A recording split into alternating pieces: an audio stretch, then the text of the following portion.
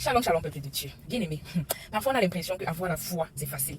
Quand on dit la foi, c'est quoi? On dit, ouvre Hébreux chapitre 10, verset 1. La foi, c'est une ferme assurance des choses qu'on espère, une démonstration de celles qu'on ne voit pas. On récite, on chante ça partout, on crée des musiques, on chante la foi. Il faut avoir la foi, il faut avoir, mon ami, la foi dont on parle. Ce n'est pas simplement un chant.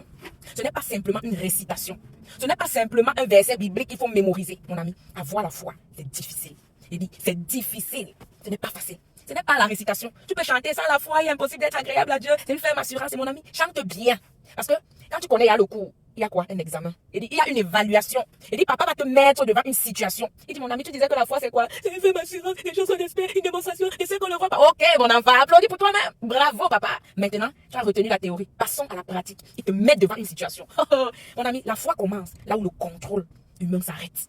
Si tu es dans une situation et que tu as encore le contrôle de la situation. Tu sais que non, là la situation c'est pour que je ne tombe pas, il faut que je pose mon pied comme ça, tu as encore le contrôle, tu as encore même des astuces, et tu as encore même des, je sais pas, tu as encore les moyens pour gérer la situation. Mais la foi, c'est quand tu n'as plus de moyens. Et dit c'est quand ton intelligence, ta sagesse, tes réflexions deviennent stériles. Et dit la foi commence quand tu pries pour l'argent et tu n'as pas un oncle qui t'a promis quelque chose, et tu n'as pas une personne qui fait l'usure là-bas à qui tu peux prêter à tout moment, et que tu n'as, mon ami, c'est là que la foi commence. Parfois on prie Seigneur, je veux le travail et tout, mais on commence à penser à un oncle qui est DG dans telle entreprise, dans tel ministère, on commence à penser à un ami qui a une bonne position, qu'on pourra appeler pour dire, gars, il n'y a pas un poste là-bas. Donc, tu pries pour le travail, mais dans ta tête, tu as tes stratégies. Comment faire? Donc, en fait, tu ne comptes pas totalement sur Dieu. Tu as d'abord déjà tes plans dans la tête. Tu dis, bon, quand je vais prier pour le travail, là, attendons un peu. Si Dieu tourne un peu, comme il aime souvent tarder, là, je peux appeler tel frère, là, qui est DG. Non, je peux appeler l'ami de mon frère, là, ou de ma mère, là, qui m'avait dit que si j'ai un problème, je peux l'appeler. Donc, tu as encore le contrôle, mon ami. Ce n'est pas la foi. Il dit, tu as le contrôle. Tu joues seulement sur les mots. Il dit, tu veux faire le jeu de mots. Là, la foi, mais entre-temps, ton cerveau pense à quelqu'un. Donc, tu pries pour l'argent. Tu commences à penser à quelqu'un qui te doit même depuis là. Tu dis qu'il faut que je lui mette la pression, mais pour qu'il me remette. Tu pries pour l'argent, mais tu penses, n'est-ce pas, à une cotisation, ou à une réunion qui va tomber là et tout. Tu pries pour l'argent, mais tu penses, n'est-ce pas, à un oncle ou une tante ou une amie qui t'a promis un argent là si son chèque tombe. Mon ami, c'est pas la foi. Il dit, ce n'est pas la foi.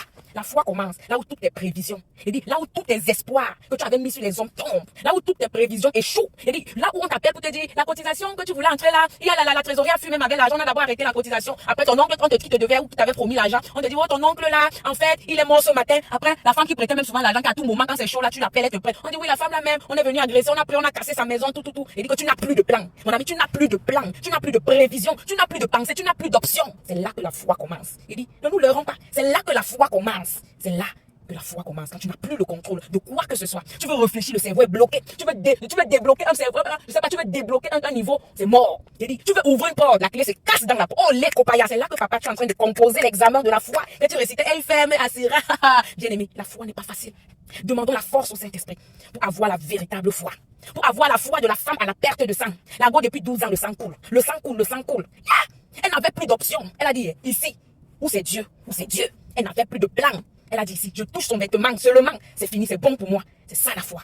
C'est ça la foi. Tu n'as pas de plan, tu n'as plus d'option, tu n'as plus aucune prévision. C'est là que la foi commence. La foi, c'est ce Bartimée qui crie, wow, le fils de David, aie pitié de moi. Oh, toi tu cries quoi? Arrête et tout. On dit qu'il crie plus fort. Parce qu'il sait que ici, là, c'est mort. Et ici, le type, s'il ne s'arrête pas, c'est fini pour moi. Je n'ai plus d'option. Je n'ai plus un autre choix. Il dit que je n'ai plus de stratégie. C'est la seule stratégie, le fils de David.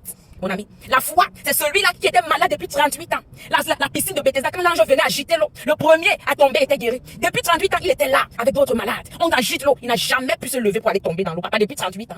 Mais on agitait l'eau une fois par jour, 2 fois par jour, 5 fois par jour. En 38 ans. Papa, il n'avait pas d'option. Il ne savait même pas. Il a même perdu espoir. Il ne savait pas. Il devait le soulever pour le jeter. Quand Jésus est arrivé, Jésus lui dit, qu'est-ce qui se passe? Qu'est-ce que tu veux? Papa.